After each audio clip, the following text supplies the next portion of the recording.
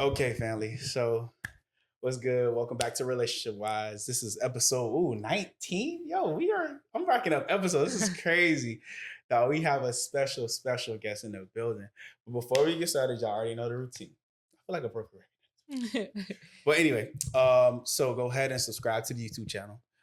Follow us on Instagram. If you haven't already, I'll link everything in the comment below.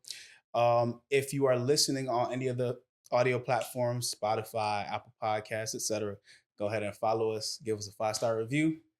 And my special guest today, you know what I'm saying? She's a new author. I was like, okay, you don't wrote a little book. All right, don't guess me. Listen, she got her own little motion going on. Everybody say what's going on to Jeniel, yo. Hello, everybody. Yo, oh my God. Man, so we're going to get into the process of healing with the Healing Zodiac. Like, yeah. So, okay. But before we get started, let me fix myself up. Hold up. Before we get started, dog, how are you? I'm as good as I can be in this moment. Okay. You know, like, factoring, like, you know, everything that's happening in the world, like personal issues, like issues with friends or opportunities. I like to call them opportunities, not issues. I like that. I like that. Yeah. So I'm doing well. I'm doing better than I was a few months ago. So I'm grateful for that. Yeah. How are you? And Tasia, see, let me give a disclaimer right now. Yeah, go ahead. Tasia, my zodiac twin, both share the same zodiac. We probably were in the astrals at one point, just kicking in. And Tasia decided she don't want to hang out with me today. I don't know why. Someone threw her under the bus. So when you see her on next episode 20, you try to remind her, hey, why weren't you on the pod with Jen? Listen. What did Jen do? No, Jen ain't do nothing. Listen. She just lucky. She's tired. Yeah, she is tired. She is tired. So I'm giving her a pass, but I had to give her a little smack. You know, that's my girl. But yeah, she's tired. But no, everything with me is good, bro. Like I can't complain. I mean, things could be better, but they could be worse. Yeah, they can be way worse. Yeah. So I'm not even to say maintaining would be bad. I'm good. Considering everything that's going on, I'm cool. I can't complain. That's good to hear. I'm happy for you both too. Like, you know, I've known Terall and Tasia for a while, and I'm seeing you guys progress and even the podcast. Like I have my friends telling me that you guys have a podcast, and they're like, you know, so I'm really excited for you guys. I'm really proud. I'm really proud of you too. Good representation for, of course, Black love, which we don't get often in a positive light. And I know them personally, so I can say like it's a good representation. So I'm really proud of you too, and I'm always happy to support anything they do. But I'm also glad to promote my Yeah, no, you got to. And that's the purpose of the platform, dog. It's to help people, one, with the healing process in every aspect of relationships. So anything with healing and growth, and even if it's that relationship that you have with yourself, like that's important. You know what I'm saying? Because that's the fuel for all the rest of your relationship. So, you already know I'm down, bro. So. All right, so let's get a little into this book, fam. Let's really see. Okay, so what inspired you to write this book, fam? So honestly, I've had the prompts. Like, so the journal itself is like, it's a series of prompts. It has like 8 different sections, 10 prompts per section. Yeah. So I've always had these questions. You know how we have New Year's resolutions, right? Like throughout the year, I'll check in with myself with those prompts. Okay. So I always have those prompts written down and then in my notes, and I'll go back to them. I'll share them sometimes with my friends. Like Daily can tell you like some of those prompts I've sent him to answer, and he sent me back prompts like, you know, to like aid in to fuel discussion really. And you know, and not all of us are equipped with the monetary or financial you know, security to go to therapy, because therapy is expensive. It is, especially doing insurance. Lord have mercy, it's like 150. Yeah, sorry. Go ahead. So it is a privilege to go to therapy now. So not everybody has that privilege or has the means of going to therapy, even with time, because people are working so much. So true. You know, and I was like, you know what? I use these prompts so much, and they have helped me to just check in with myself. They've helped me to, better understand me and understand the relationships I have, with friends, platonic relationships. So I'm like, why not just put it in a book? Yeah. And see what happens, see how it, because I mean, and that's kind of, I get that. I get that clearly, because like we always have these ideas, and then it's like, well, I'm just sitting on it. So I might as well do something with it, which is good. So talk to me a little bit about like the beginning of the book, because although I have my book over there, because I'm like, all right, I want this to be your space. I immediately when I got the book, fam, look, I started like checking off like certain questions. I'm like, damn, like I ain't even consider this aspect of healing that I needed, like forgiveness and damn, have I thought about how do I process my own emotion and things like that. So it's really good. It's really a good concept of like a working through journal. And I like the concept of how you even pieced it and put it together. Bro. It's like, I appreciate that. It's just dope. It's Thank dope. you. Oh man. So in the concept of healing, right? So I was reading, part of the book says that you have to make sure that that healing is not a linear journey. Yeah. And I'm like, that's fact, right? Mm-hmm. And I'm like, so my question to you is, why do you think people think that healing is linear? And is it like, is it the way that society teaches us? Is it just, everything has to be steps 1, 2, 3? Like, why do you think that? Why do you think that is? So just from because as I said, like we need to seek out professionals who are trained in, in areas of healing. So nothing we say, don't take it with a grain of salt. Right. We're not diagnosing, or we're not saying, we are professional. We're just going based on our experiences with healing. Right. But like, just based on my experience, I just feel like, as you said, in a Western society, and of course with that left brain thinking where you said, it's very cutthroat, or, it is like it has to be like, structured. Yeah. I think those factors influence like how people view healing, like, and then of course, like with the idea of therapy, like people have this misconception, like when you go to therapy, it's like, okay, it's this, but it's tailored specifically for you as an individual. Yeah, that's true. So I think it's a healthy relationship to have to think, okay, healing is not linear. Like healing does not look one way for everybody. Like it's not the same code is gonna fit everybody with healing. Right. So I think, it's just something that we've been taught, and then just from our ignorance, from just not knowing, because if you've never experienced something and you don't have access to it, like you create this idea of what it is, just to kind of appease yourself, basically. True. So, true. I think that is what kind of contributed to a lot of people. And sometimes, for us too, we're thinking our healing should look this way because we see. Yeah, that's very true. So we impose those thoughts on ourselves, like either consciously or subconsciously, we impose, that cutthroat way of healing on ourselves as well. So, just saying all of that to say like linear, healing is not linear. Like healing does not look one way. It's tailored differently for everybody. Right. Your process may be a little longer than my process, or my process may take me through like several different, journeys, or I might revert back to like I might revert to like old ways of being, and that's okay. Once I'm processing that in a healthy way and it's not sabotaging to myself and others, then just take healing as a process that it will have its up and down. And that's okay. Just go forth with a healthy mindset. Right. Yeah.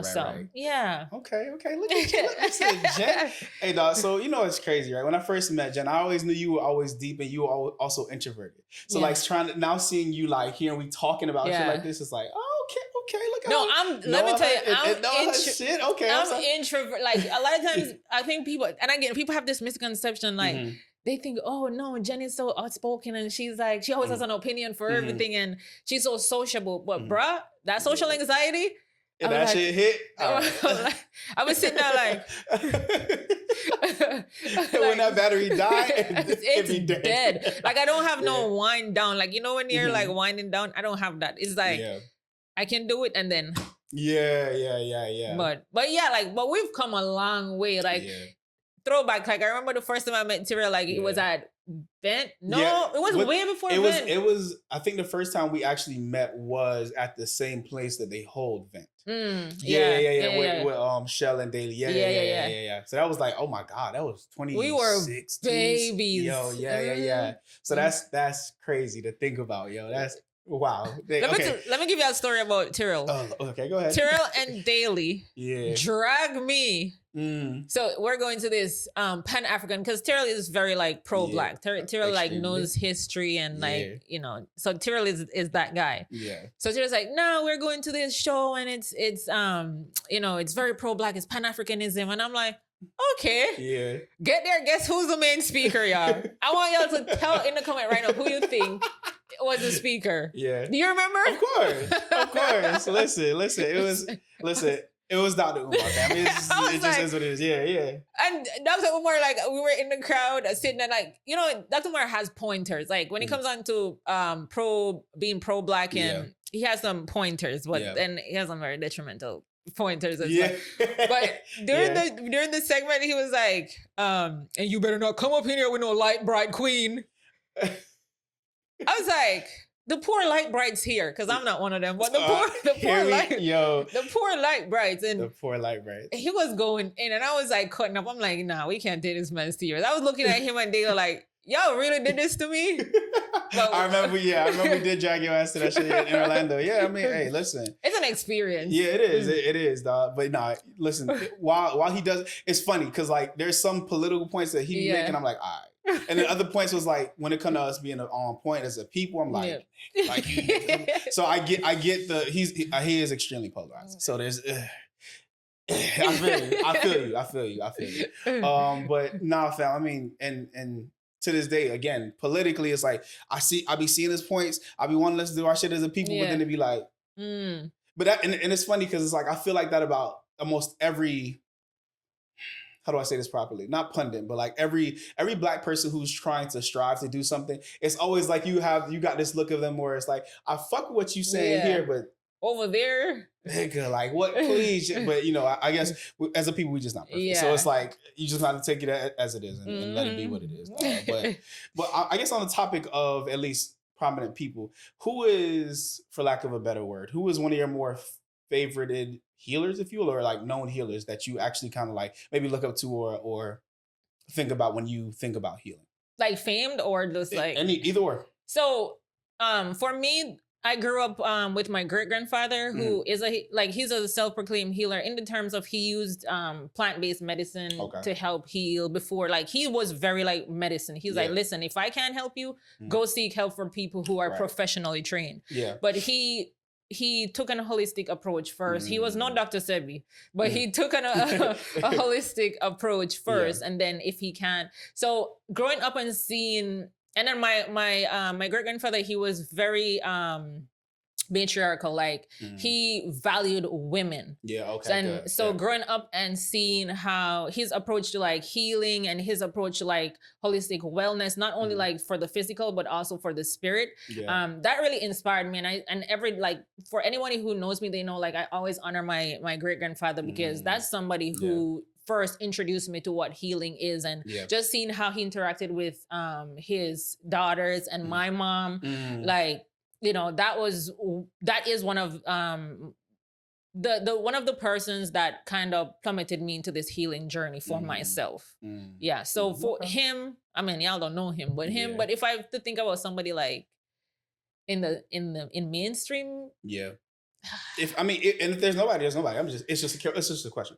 It just came to my mind. So I don't know. I would have to probably sit and think because, you know, sometimes you're like, oh, this person, but then when you dig into the person on their core, you're like, this is the person you like, and I don't want to name somebody, and then they're like, you find out some shit that's like, like, you know. So I don't know. I'll get back to you guys with that one. But do you have anybody that you're like, you know, that's a healer, or even like a person who, you know, encourages healing, or even if they're not a healer themselves, like so I mean there's one person that comes to my mind primarily who I kind of seen in the past, like he was on the movie the Secret and all that, but now he has his own podcast and stuff. His name is Michael B. Beckwith, if you've seen him, I'm sure you've seen him because he's kind of like he's semi-famous, if you will. But if you look him up, you'll know who I'm talking about. But he's just, I like the way in which he approaches spirituality, healing. His approach to it is, I think, one of the more, I guess, profound and ones that I can actually respect. You feel me? Because he's dope. He's solid. He makes the most sense. When I hear him talk, I'm like, okay, I connect with what you're saying. Your messages be landing with me. So yeah, definitely him. And another person who I'm looking at too is, he's a little bit lesser known, but along the same lines is, I don't know if you ever heard of a dude named Dr. B Serious. Yeah, he Black American dude, and he's pretty like dope. He's also he's also like into medicine. He's also into what is it? Kinesiology, I want to say it was. He started off in music, and he got real sick because he felt like, the spirit was like the music industry was too toxic for him to be in. So he literally got sick trying to be in an environment that just wasn't his vibe. And like after that, he came back out as a healer, and he started doing his own thing, making his own medication, and like he just, again, solid dude. A lot of the concepts that he puts out there is like something I could really fuck with. So okay, those are the two that are like no. So and he has a podcast, you said. The first one does. The second one, I think he's on other people's podcasts. But okay. Yeah. He's there again. He's like known, I guess, but not like super famous. But okay. Yeah, check them out. Them out. I'll send you information. I got you. Yeah. So, yeah, you're always sending anything that you find like that is helpful. Hey, I got to, bro. Listen. Okay, so next question is about rejection, right? Rejection. Lord have mercy, men are rejecting. But here we are.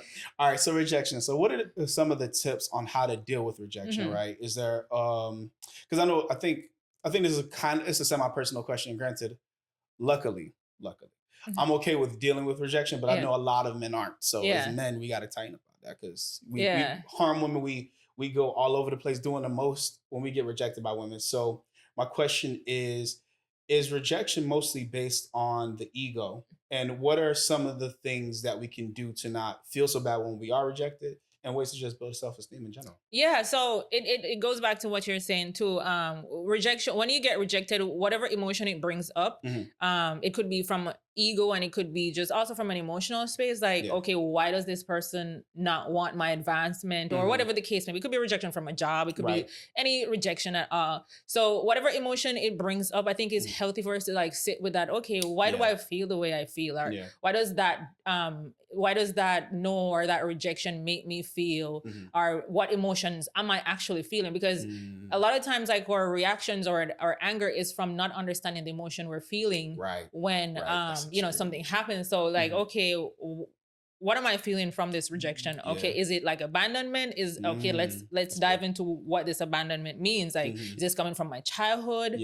So I think, like, taking a step back, if somebody says no or somebody rejects you, I think it's healthy to like sit with that emotion. I'm an avid journaler. I always tell people journal, like write it down so you can revisit it, even if it's on your phone. Like, we live in a technological age. Write it down in your notes. Like, okay, this is what I felt when homegirl rejected me. This is the emotions that I'm feeling right now. You revisit tomorrow, maybe the next day. So I would say journaling. And also, like, I think in this day and age, a lot of us operate out of ego. And when we hear ego, it's like, okay, yes, what the hell is ego? And it's everybody's always saying ego. But I'll say, like, when I'm trying to make a good analogy. Go ahead and break it down to me, because I was like, all right, let's see where she gonna go with this. Sorry, I ain't got one.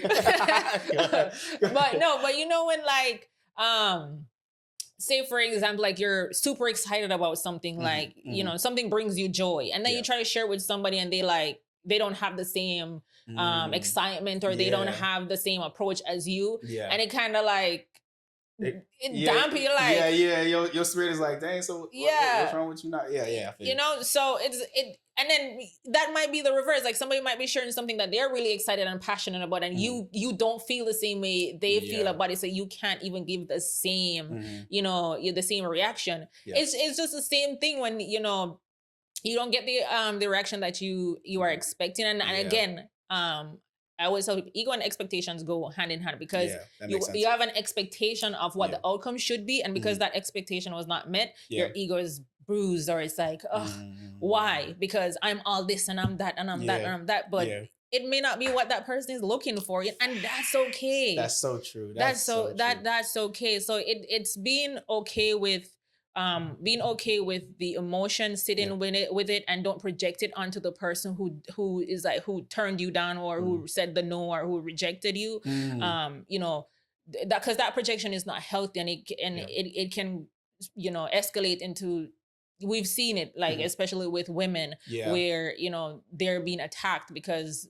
they stand their ground. They're like, no, this is my boundary, and I said no. Right, exactly. You know, and you know, it happens to men too, but you know, statistically, women are like 3, 4, 5, 10 more times more likely, without question. So I'll say, you know, it's healthy, sit with those emotions, and you know, if you need to journal, if you need to talk to somebody, you can go talk to somebody, seek therapy, like, hey, how do I transmute these feelings that I have when I get rejected, or I get a no, or you know, I get angry, like, what is the best avenue for me to, you know, to work through these feelings? Because you can, and it's not the end of the world. Like, and don't have expectations. Like, if you're going, say, for a new job, or you're going, you know, to approach somebody, don't have expectations like it's gonna be a yes, because you know, you may be the most beautiful to yourself, you may be the most qualified, but it doesn't mean that's what they are looking for, you know. And it's and that's, we should be okay with that, you know. So I would say release expectations and just have healthy avenues of transmuting that, what you're feeling. I like that a lot, because I think a lot of times excuse me, I think a lot of times we go into any situation expecting to get our desired outcome, and that'd be like, really, like, you can't predict the future, bro. Just if you're gonna approach a girl, just approach her and let it be. If you're looking for that job, hoping to get a yes, and they give you a no or whatever, like, accept it for what it is, and maybe just realize like, and I think too, oh man, I had a point, and I'm losing it, but it was along the lines of like learning to just simply be okay with the no, right? Like, I think a lot of times people have this thing where they feel like, oh, well, I'm supposed to have my way, and when I don't have my way, I'm allowed to be mad. And it's like, well, fam, like, not necessarily. Maybe the spirit is guiding you in a different direction. Yeah, you know what I'm saying? And I think a lot of times, a good point. I think a lot of times we get so fixated on what we think we should have, as opposed to understanding what's best for us. So. Yeah, that's a great point. Yeah, it's a good redirection. Yeah. That's a great point. Yeah, because. Well, listen, and I think it's weird for me personally, because like, luckily I was like blessed enough to kind of always have that spirit of like, okay, if things don't go the way I want it to, it's gonna be all right. Yeah, like, everything gonna work out. It might not work out the way you want it to, but it'll work out, so you good. And I'm just like, okay, and I think for the sake, especially for men need to learn that that's a reality that we just have to accept. Where, fam, like, things ain't gonna go your way, and we need to stop. That could be a whole other podcast of where I want to go to. Just no means no. Let that rejection just be what it is, and just move on. Yeah. So Okay. So I just thought of this question. So what is something in your healing process that you feel like was one of the hardest things for you to tackle? Acceptance. Oh my days. So oh my days. And oh my days. And it goes hand in hand too. Like, you know, things are not going the way you want it to go. You know, you're not where you feel like you should be. And the pushback that you have because you don't want to accept like your current circumstances, your current situation. You're like, okay, this is where I'm at right now. Yeah. Accepting it and seeing how I can heal or move past it. Yeah. But if you can't accept that, okay, this is where you're at. Right. And bruh, that was, for me, I was like, that's not where I'm at. Because I was like, nah, I ain't where I'm at. But it was really hard, like just sitting in a space of like, okay, I failed. And just being like, okay, and it's okay. And I'm like, no, I failed and I'm useless. And I'm never gonna be good at anything. So you know, that wallowing, but not like a healthy acceptance. Like, okay, accept that this happens and see how best, like, you know, our more healthy way of, you know, moving through the process and finding other alternatives. Yeah. Because it's not the end of the world. Like, you know, it may feel like the end of the world temporarily, but because just imagine, like, just think about something in your past that you're like, oh, how am I going to come out of this? And look at you now. You're like, you did. Yeah, exactly. You know? Yeah, exactly. So, exactly. Yeah, acceptance was one of my main, and I'm still struggling with like accepting a lot of things. Yeah. You know? I feel you. Acceptance was okay for me. But I guess the reason why I asked the question is because I knew the next question I was going to ask. Because my problem, I struggle with, is forgiveness. Oh. And forgiveness in the sense of like letting go what everybody else did to me. Like I'm not. I don't think I hold grudges, but I'm also like, do you hold grudges? Like, do you? And I think it's a combination of things, right? So let me just read my question because I know I'm finna go. All right. So, okay. So I struggle with forgiveness the most, and I'm not sure if it comes from being a person who, like, since I'm extremely careful with my words and extremely careful with my actions. Karma, I don't play that. Yeah. So I'm like, because of that, when I see people are careless with how they act and talk, I'm like, there's something about you I can't trust. And if you just allow anything to either come out your mouth or you just do anything and you think there's no consequence, and I'm like, we can't rock. And I feel like I really can't forgive that person. So any tips, bro? Like help me. Help me. For me and forgiveness. Yeah. So when I think about forgiveness, I'm not thinking about everybody else. I'm not thinking about external. I'm thinking about for me. Yeah. So for in order for me to move past what has been done to me, or you know, whatever the current circumstances are, I have to operate out of forgiveness, because also, even if I don't offer the forgiveness to you verbally, or I don't even speak with you again, at least I can say, you know what? I've healed from, you know, the hurt that you've caused me. For me, and I'm moving past it. I'm not giving you any more energy, any more of my time. You know, powerful. I don't have to talk to you. Yeah, that's a big point. And it's not, I don't hold any ill feelings. I don't want anything, you know, I wish you the best on your journey. But as for me and my household, because I want, me and my household, because I don't want this baggage. Erykah Badu, I don't want this bag lady. I'm just gonna transmute that energy. And you know, so it's for my betterment. And one of the ways I do that, like meditating is, so I know meditating is like, everybody's like meditate and meditation. And again, meditation isn't linear. So a lot of people think you gotta sit looking like a monk, absence of thoughts. Like, no, like simple meditation, you know, you could just, on your way to work, you're driving, you're in your car alone, like, you know, you can sit with yourself, you can sit with your favorite trap music, whatever it is. And you know, it's just awareness of your breath and awareness of your current circumstances, awareness of self. And you're like, you know, this is what I'm feeling right now. And you know, Trey did this to me, and this is how I'm feeling. Trey, the name just came to you. I'm sorry, Trey. Don't catch no stray. Sorry, go ahead. I'm sorry. This is why Trey did it. This is how I'm feeling, and this is what I'm gonna do to move forward. And you just sit with those emotions on your little 30-minute drive to work. And I'm sure, like, you know, I'm not gonna say you're gonna come on the other side of that 30-minute fully healed and fully forgiven Trey, but at least you'll feel better, and you'll be able to recognize those feelings that, you know, Trey caused. And again, you know, meditating, I'll go back again. I love journaling. Journaling is another way. Like, you can write on anything you want about, like, Trey, you two-timing. You know, you write it down and you say, okay, I've done express what Trey has done to me. How am I gonna move forward? So these are the tools that are gonna help me moving forward. Being more mindful with, you know, my emotions and how I, you know, invest my emotions in people. Because that's a lot of times it's like, it's the expectations that we have of people, like, oh, this person would never do this to me. But then they do. And then your heart, and then you like, bro, you know, Yeah. And also it stems from, because as you said, you're this kind of person because you're so careful with your words, and you'll never do that to someone. Yeah, I project so you project that onto others, like, hey, like, you know, I wouldn't do this to you, and in hopes that they won't, you know, in hopes that they're a good person too. Right. But you know, not everybody's cut from the same cloth as us or as you.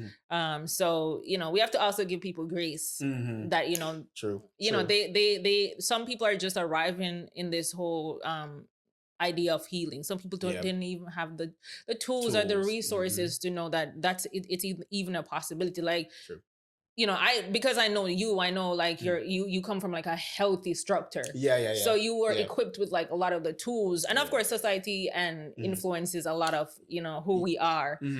But you know, you have a good structure, and you come from like a healthier background like most people. Yeah, that's true. So you know, so you are equipped with a lot. Not me being privileged. That's crazy. I didn't know I was privileged. You know?